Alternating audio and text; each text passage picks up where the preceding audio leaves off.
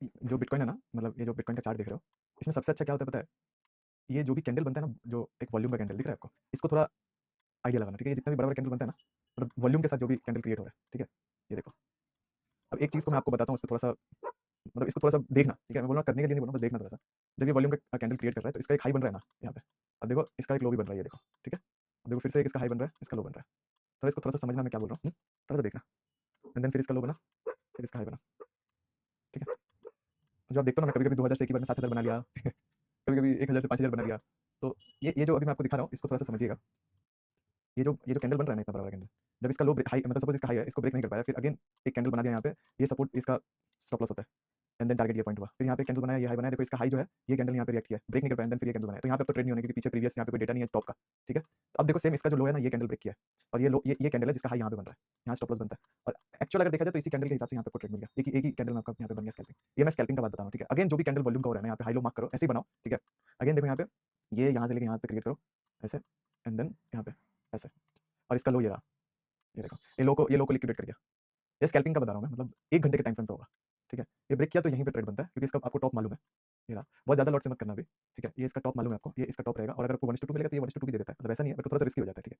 आपको ज़्यादा से ज़्यादा ये जो एरिया है ना, ये एरिया प्राइस एक्शंस थोड़ा-सा आपको समझना है इसमें, ठीक है? तो ये एरिया तक का आपका टारगेट रहेगा, ठीक है? तो अगेन आप देखो यहाँ पे, जब आप रिसेंटली जो भी कैंडल वगैरह बनता है ना, उस पे थोड़ा-सा नज़र रखिएगा, ठीक है? ये देखो यहाँ पे कैंडल बना ये, ठीक है? ये कैंडल बना यहाँ पे, दिख रहा है ना? तो यहाँ पे क्या है ना, देखो बहुत ज़्यादा आपका वो उम जो आप बोलते हो ना चार्जेस वगैरह करता है डेल्टा में, उस पे आपको फोकस नहीं करना पड़ेगा क्योंकि यहाँ पे एक-एक कैंडल जो बनता है ना, तो आपको करीब-करीब 800-1000 पॉइंट के आस-पास बनेगा। सपोज़ आप एक लॉट में भी लेते हो ना ट्रेड, तो एक लॉट में आपको मुश्किल से 50, 60, 120 डॉलर आपका चार्ज करेगा, ठीक है? तो अगर आपका $120 चार्ज करता है, तो ऑलमोस्ट अगर मैं इसको आपको दिखाऊँ तो ये करीब-करीब आपको 1500 पॉइंट देके जा रहा है। तो 1500 पॉइंट में आपका करीब-करीब $1400 के आस-पास आपको निकल जाएगा, ठीक है? हाँ, तो बस यही टॉप बॉटम ही है और बाकी अगर आपको लॉन्ग ट्रेड पे काम करना है, तो आपको वेट करना पड़ेगा, देखना पड़ेगा प्राइस तो ये इसी को मैंने बताया था आप लोगों को क्लास में कि माइंडसेट हमेशा याद रखना कि अभी आपका माइंडसेट किस कंडीशंस में है। जब ये कंडीशंस आपको पता चलेगा ना माइंडसेट का, तो आपको पता चलेगा कि मैं अभी राइट नाउ कौन से ट्रेड को ट्रैवल कर सकता हूँ। मतलब अगर आप सपोज़ जैसे कोई घर में आपके साथ कोई कचरा हुआ, मतलब कचरा मीन्स कोई भी झमेला हुआ, है ना? किसी दोस्ती यारी के साथ आपका इमोशंस से भी कुछ हर्ट हुआ, आप इमोशनली कुछ हर्ट हो, अ, लाइक आप किसी भी तरीके से कोई भी कुछ भी फसाद में पड़े हुए हो, तो समझ जाना आप स्विंग ट्रेड के लिए नहीं होगे। थोड़ा-सा मैं हिंट दे देता हूँ आप लोगों को। जो आप चाहते हो ना स्विंग ट्रेड करोगे, ट्रेड लेके बैठे रहोगे, ये तब तक पॉसिबल नहीं है जब तक आप इन बाहरी इमोशंस क्योंकि सबके साथ कुछ ना कुछ हमेशा इमोशंस का लफड़ा होता रहता है, ठीक है?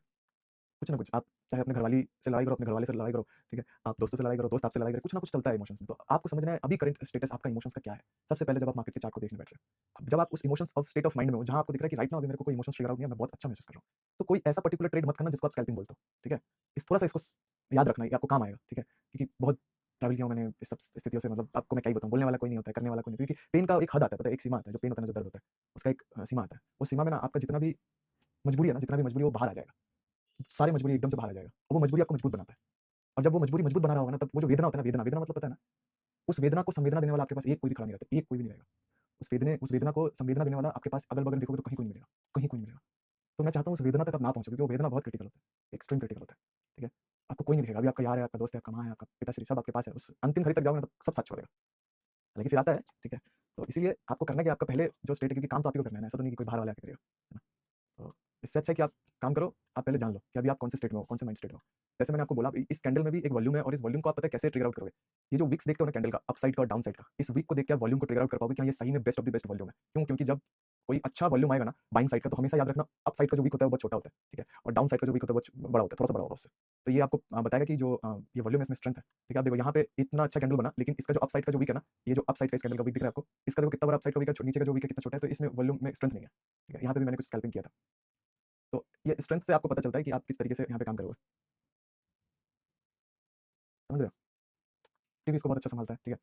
हुँ, तो ये सब सही है। हर हर हर वो वॉल्यूम के कैंडल में आपको दिख जाएगा, जहाँ पे भी आपको ये वॉल्यूम का कैंडल दिखेगा ना, ये देखो ये वॉल्यूम का कैंडल है, हर तरफ मतलब जिधर भी आपको कहीं भी वॉल्यूम का कैंडल दिखता है। अब यहाँ पे सबसे बेस्ट वॉल्यूम कहाँ पे दिख रहा है आपको? यहाँ पे सबसे बेस्ट वॉल्यूम, इस वाले एरिया में, यहाँ से लेके यहाँ पे,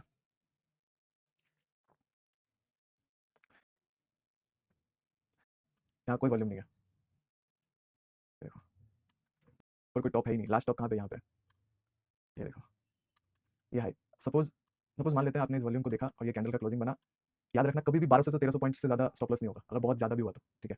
स्टॉप लॉस कभी भी 2000 पॉइंट के इसमें नहीं होगा, तो 500-600 पॉइंट का स्टॉप लॉस ठीक है, फिर भी 1200 पॉइंट बहुत ज़्यादा पॉइंट है, ठीक है? साउंड नहीं आ रहा है? क्या बात कर रहे हो? साउंड नहीं आ रहा है? आ रहा होगा, ऐसे कैसे आ रहा है?